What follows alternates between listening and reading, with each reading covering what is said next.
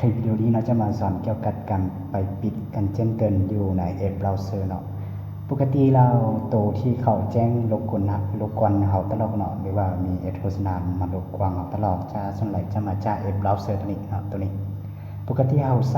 เขาจะใช้ตัวนี้เนาะตัว Google Chrome กับตัว Google แล้วก็ Play Store ก็ได้นะเนาะแต่ตัวนี้เขาบ่ได้ใช้ก็ได้ส่วนใหญ่ตัวนี้จะเป็นโฆษณาหรือเป็นเว็บไซต์ที่เขาอยู่ๆแล้วเขาแจ้งมาทางโทรศัพท์เขานะเขาจะแจ้งมาอยู่ตัวนี้เนาะแต่มาเดี๋ยวนี้เนี่ยมันจะแจ้งมาตัวนี้จะเห็นเนาะส่วนใหญ่เขาตัวนี้จะแจ้งมาจากเบราว์เซอร์เนาะให้ทุกคนติดตามดูว่าตัวที่เขาแจ้งมาเนาะส่วนใหญ่เขาบอกเราได้แจ้งมาจาก Google Chrome เนาะมาจากตัวนี้ส่วนใหญ่เขาจะมาจากตัวนี้ส่วนใหญ่เนาะแล้วเขาจะปิดเดี๋ยวใดเขาก็เข้าไปตัวนี้ปิดเลยนะเข้าไปตัวนี้เนาะตัวนี้จะเป็นตัวที่เขาเจ้าใช้ในการยิงโฆษณาหรือว่าแจ้งเตือนเว็บไซต์อย่างเข้ามาในเว็บไซต์เขาเนาะหลังจากที่เขาเข้ามาตัวนี้ให้เขาเข้าไปตัวนี้เนาะตัวหมายจ้างตัวนี้ให้เขากดเข้าไปหลังจากที่เขากดเข้ามาตัวนี้เนาะเขาเจ้าจะมีการแจ้งเตือนนั่นหลายอย่างให้เขาเนาะจะมีตัวนี้จะเห็นตัวนี้เนาะดาวน์โหลดตัวนี้อย่างมันก็มีมันเนาะมีแต่เขาเข้าไปตัวการตั้งค่าตัวนี้หลังจากที่เราเข้ามาที่การตั้งค่าเนาะให้เราเข้ามาตัวนี้มันจะมีตัวนี้เนาะตัวนี้2ตัวนี้แล้วก็ตัวมันมีหลายอันเนาะมันจะมีหลายอันให้เราเลือกเนาะแต่ส่วนใหญ่จะเป็นตัวนี้จะเป็นโฆษณาเนาะตัวนี้จะโฆษณาที่เขามักแจ้งเตือนมาทางเราเนาะเอาเข้าไปบล็อกมันเลยเนาะเดี๋ยวนี้มันเปิดไว้เนาะ2ตัวนี้เด็กตัวที่จะให้โทรศัพท์ของเราหรือว่าให้เขาทางเว็บไซต์ของเขาจะแจ้งมาถึงโทรศัพท์เขานะแจ้งมาตัวนี้คือตัวนี้เนาะเขาจะแจ้งมามีแต่เขาก็บล็อกโฆษณาเนาะเดี๋ยวนี้ส่วนใหญ่ตัวก็คมเขาก็ไปปิดแล้วที่ว่ามันก็ยังมีการแจ้งเตือนเนาะส่วนใหญ่มันจะมาจากตัวนี้ให้ทุกคนไปซ้อหากันว่าเบราว์เซอร์คือตัวนี้เนาะเบราว์เซอร์ตัวนี้หลังจากที่เขาซ้อหาได้เขาก็เข้าคืนเมื่อกี้นี้เนาะแล้วก็หลังจากนี้เขาก็มีแต่ปิดตัวนี้ปิดมันก็ปิดหมดแล้วเนาะเขาก็กดกัดขึ้นเนาะกัดคืนหลังจากที่กัดคืนแล้วเราก็มาตัวนี้บล็อกอัพตัวนี้จะเป็นตัวอีกตัวหนึ่งเนาะเขาก็ปิดสวิตช์เลยเนาะปิดตัวนี้เลยมันก็ปิดแล้วเนาะแล้วก็ตัวนี้จะเป็นเอฟที่เราตัวนี้จะเป็นตัวที่มีเอฟอย่างมีเอฟใหม่ๆมานะแต่ตัวนี้เขาจะแจ้งเตือนมาให้เขาว่าเขามีเอฟพนามตัวนี้คือคนไทยเนาะเขาจะมักมีเอฟพนามตัวนึงมาเนาะแล้วก็เขาจะมีการแนะนำมาทางเบราว์เซอร์มาให้เราเห็นเนาะมีแต่เขากดเข้าไปแล้วก็เขาจับดาวน์โหลดเลยแต่ตัวนี้เขาบริณำเปิดเนาะเขาปิดเนาะมีแต่เขาก็เข้าไปตัวนี้จะเป็นตัวรหัสพันของเขาเนาะรหัสพันของเขาที่เขาเข้าจากไส้บัญชีของเขานะแต่ว่าตัวนี้บ่ได้นำปิดเนาะตัวนี้บ่ปิดตัวนี้นะแล้วก็เข้ามาตัวนี้ดาวน์โหลด S Project ตัวนี้ก็บ่ปิดเนาะ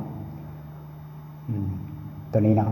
ตัวนี้เขาจะแนะนำเกี่ยวกับออโต้หรือว่าอัตโนมัติเนาะเขาจะมีวิดีโอออกมาแล้วมันจะมีการโฆษณาเข้ามา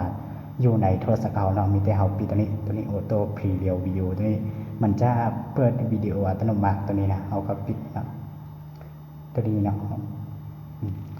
ตัวนี้ก็ดีเอสโปเนาะตัวนี้ไปใหม่ติดใส่ตัวนี้เนาะทุกคนจะเห็นเช่นตัวนี้เนาะคนจะเห็นตัวนี้เนาะจะเห็นแจ้งตัวนี้เขียนว่า disable เนาะกับไปใหม่ติดคือของข้าพเจ้านี้เนาะแล้วก็2ตัวนี้เขาก็ต้องไปใหม่ติดเนาะตัวนี้เขาบ่มีการเห็นอย่างนั้นเนาะเขาก็กลับคืนแล้วก็มาเลือกตัวนี้เนาะ auto play ตัวนี้ก็คือคนใหม่ของข้าพเจ้าก็คือเมื่อวิดีโอเนาะมีการสั่งเล็กหรือว่ามีการมีวิดีโออย่างที่มันมีวิดีโออย่างเกิดมานั้นมันจะมีการเล่นอัตโนมัติหรือว่ามันจะหลังจากที่เราเข้าไปมันจะเล่นอัตโนมัติให้เราเนาะก็ปิดตัวนี้เลยเนาะหลังจากที่ปิดแล้วก็มาเข้าตัวนี้จะเป็นการแจ้งเตือนเนาะการแจ้งเตือนกันตั้งค่าของมันเนาะการแจ้งเตือนเนาะแล้วก็ตัวนี้จะเป็นการแจ้งเตือนเราก็กดเข้าไปโอเคตัวนี้จะเป็นการแจ้งเตือนเนาะตัวนี้ Facebook เขาก็ปิดเนาะ Facebook มันปิด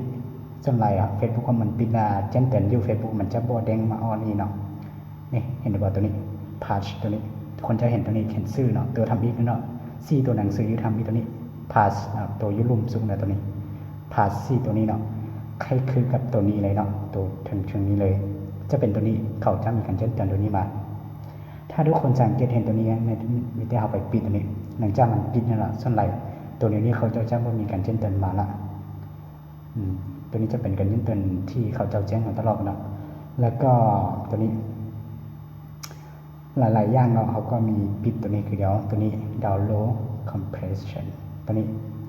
เขาก็เข้าไปตัวนี้จะเข้ามาที่การตั้งค่าของเขาเนาะแต่ว่าตัวนี้เขาก็กดออกไปเนาะกดออกไปตัวนี้มาตัวนี้เนาะจะเห็นตัวนี้เนาะจะเป็นคันโดโลตัวนี้เขาก็ปิดคือเดียวตัวนี้ปอดอัดตัวนี้ก็คือส่วนไหลวิดีโอที่โฆษณาเขาเจ้ามีโฆษณาขายของเนาะหรือว่าขายของที่สิ่งที่เขาบ่มักนะเขาก็สามารถปิดได้เอาปิดนี่แหละมันจะบ่มีการแจ้งเตือนเข้ามาเนาะแล้วก็ตัวนี้ Open Your Security ตัวนี้เนาะตัวนี้คนใหม่ของเขาเจ้าก็คือเขาจะมีการส่งการแจ้งเตือนที่ว่องไวและก็มีในเมื่อในที่เรามีการก๊อปปี้อย่างเนาะเขาจะมีการแจ้งเตือนอย่างไวๆให้เราเนาะตัวนี้เขาก็ปิดเนาะแต่ว่าตัวนี้เขาก็บ่ปิดก็ได้ตัวนี้แล้วก็หลังจากที่เราเฮ็ดแล้วเนาะก็กัดคืนเนาะแล้วเขาก็ไปคั่วเบิ่งมาตัวใดที่เราควรปิดและบ่ควรปิดเนาะตัวนี้เลือกเบิ่งเนาะหลังจากที่เราเฮ็ดแล้วเนาะแล้วก็อันนี้ก็เป็นขั้นตอนที่มีวิดีโอโฆษณาแจ้งมาอยู่ในถึงโทรศัพท์ของเราตลอดคือตัวนี้เนาะแล้วก็เขาก็ไปปิดคือตัวนี้อยู่ในเบราว์เซอร์ส่วนใหญ่จะเป็นเบราว์เซอร์นี่แหละที่มีการแจ้งเตือนอย่างหลายอย่างเข้ามาเนาะส่วนใหญ่เขาเห็นการแจ้งเตือนเข้ามาเนาะเขาจะบ่มีว่าจาก Google Chrome หรือจาก Chrome ตัวนี้ว่ามีวิดีโอนี้ส่วนใหญ่เขาจะเขียนเบราว์เซอร์เนาะเบราว์เซอร์แล้วก็เขาจะมาวิดีโอโฆษณาอย่างเข้ามาหลายๆอย่างเนาะเขาก็มีได้ไปปิดคือที่ข้าพเจ้าเห็นวิดีโอพังก็เห็นเบื้องนี้เนาะแล้วก็ทุกคนไปเห็นแนวนี้เนาะแล้วก็วิดีโอโฆษณาอย่างมันก็จะบ่มีการแจ้งเตือนนะครับตัวนี้มันก็บ่แจ้งเตือนขึ้นมาเนาะส่วนใหญ่ตัวอยู่ Google Chrome นี่มันบ่มีปัญหาอย่างดอกแต่ส่วนใหญ่จะมาจากตัวเบราว์เซอร์ตัวนี้ทุกคนจะเห็นตัวนี้เนาะโอเคทุกคนจะเห็นจากตัวเบราว์เซอร์ตัวนี้เนาะให้ทุกคนไปซอกคือตัวนี้หน้าตาของมันสีของมันจะบางทีมันก็จะบ่คือแนวนี้แต่ว่าหัวกลมๆตัวนี้คือน้อยโลตัวนี้มันจะคือเดียวเหมือนเนาะแล้วก็ตัวหนังสือตัวนี้มันจะคือเดียวเหมือนให้ทุกคนสังเกตเบิ่งตัวนี้แล้วก็ไปเข้าเฮ็ดคือวิดีโอนี้เนาะ